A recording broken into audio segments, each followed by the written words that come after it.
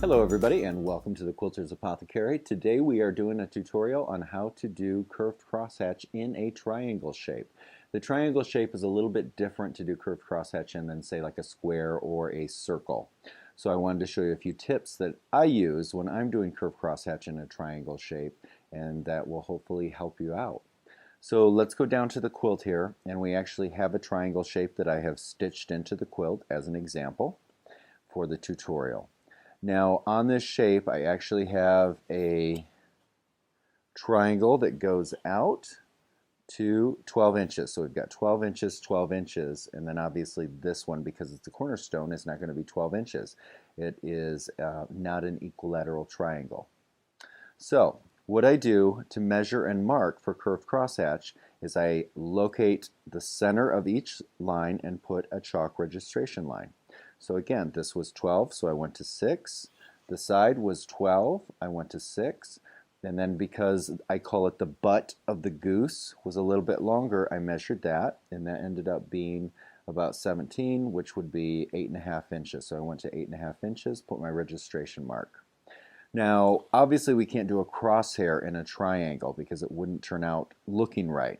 So the way that we mark for a triangle is I very simply line my ruler up, whatever marking ruler you're going to use, and I go right to the center and I extend off the butt of the goose, the butt being the widest part of the triangle in a non-equilateral triangle. So I'm going to take this and I'm going to extend that right out with my chalk. I'm going to turn my ruler and then I'm going to line this one up with this one, and I'm going to come up, and that will automatically be extended off of the side. So you almost get like some sort of a video game alien thing from the 70s here. But you still have your crosshair, it's just that it extends off of, again, the butt of the triangle. So now we're going to go ahead and grab our curved ruler, and we're going to go over how we're actually going to quilt this. The triangle shape that we're actually using for this particular example and tutorial is actually a bit bigger. Now our standard set, small, medium, large, extra large of our curves works fantastic, but a lot of people have asked for bigger because we do a lot of bigger cornerstones in quilts. So we actually have the new double X large of the Curves, and we also have the giant for really, really big cornerstones, or even doing curved crosshatch in bigger squares and circles and that sort of shapes. This one is one that I would use as a specialty ruler. What I'm finding in the bigger ones is that I'm using the double X large most of the time. So now what I'm going to do, we've got our area crossed out.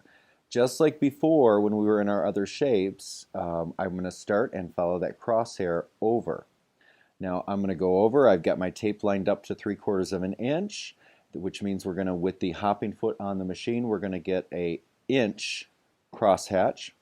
I'm going to do the same exact thing as I've always done. I'm going to lock my hopping foot here, slide down with my thread, slide down the ditch, slide my ruler to the last sew line when the tape lines up, and then I come back and slide up.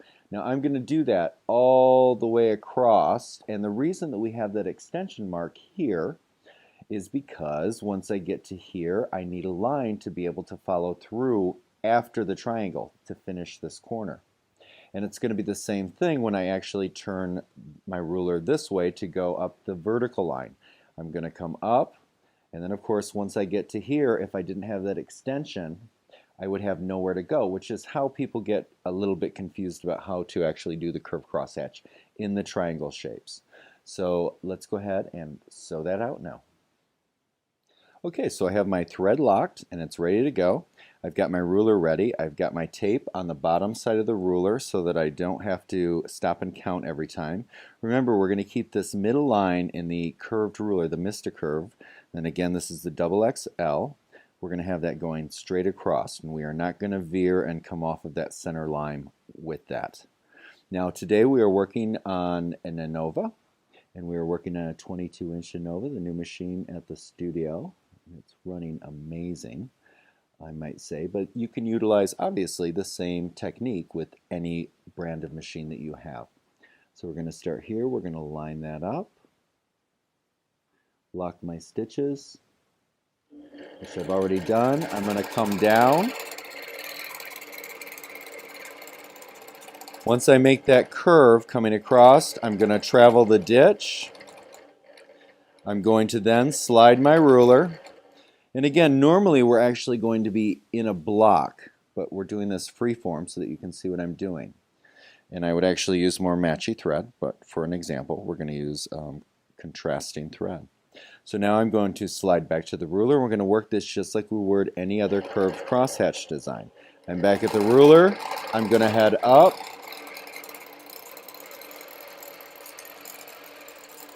Go right into the tip, and then again I'm going to travel the ditch and keep sliding the ruler over to go all the way across.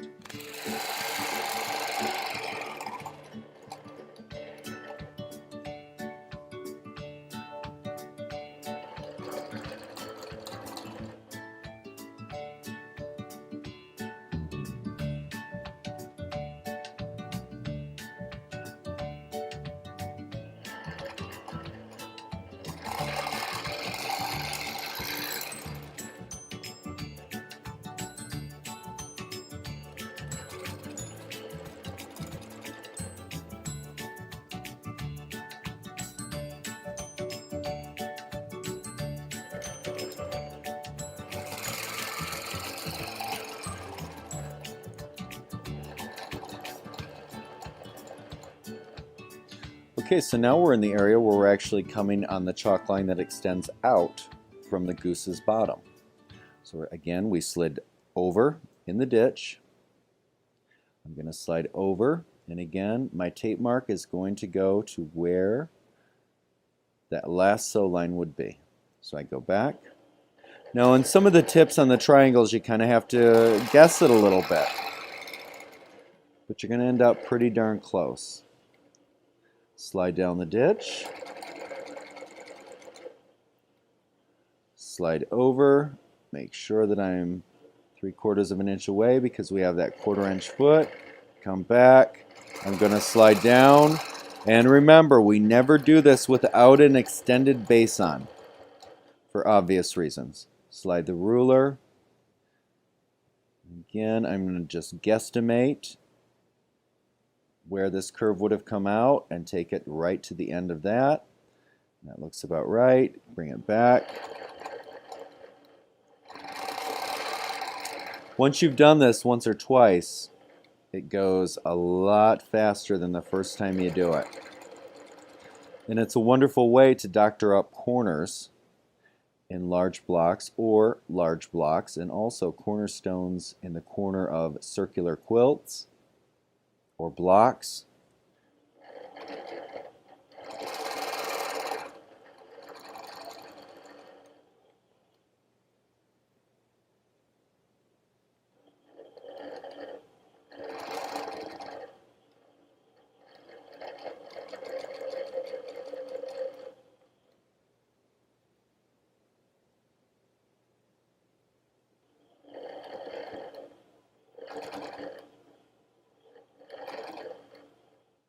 Now we are going to head up our vertical line.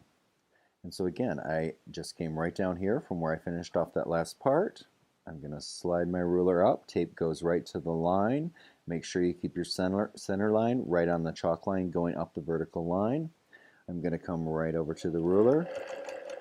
And now I'm going to go curve, come around, slide over in the ditch, slide the ruler. And actually, if I were doing this on a quilt, I'd probably be going just a little bit slower. But this is an educational tutorial. So we're going to come down, and we're going to work our way all the way up, repeating the same process that we did horizontally. Now, with the bigger rulers, if you want to, if your hands are struggling just to keep it nice and flat and it shifts on you at all, even with the handle, just because of the size. I didn't need it with this, but you might want to just put just a little bit of the 505 on the back, and then that way it'll be just a little tacky for you. And that's if you struggle. I don't. Most people don't, but some people do. Just a little tip. It works better, in my opinion, than using any of that sandpaper tabs.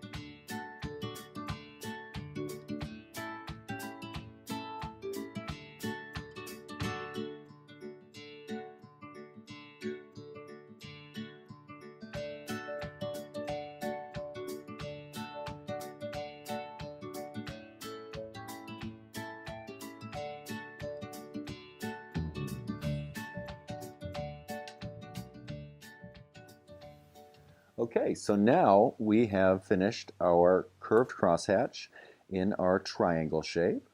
And you can see now the process is a little bit different, but it's still fairly simple.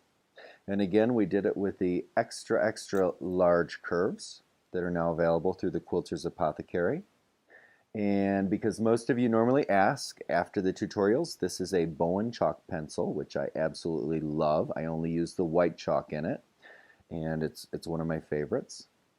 And I hope you enjoyed that tutorial, and have a wonderful day and take care of each other. We'll see you down the road.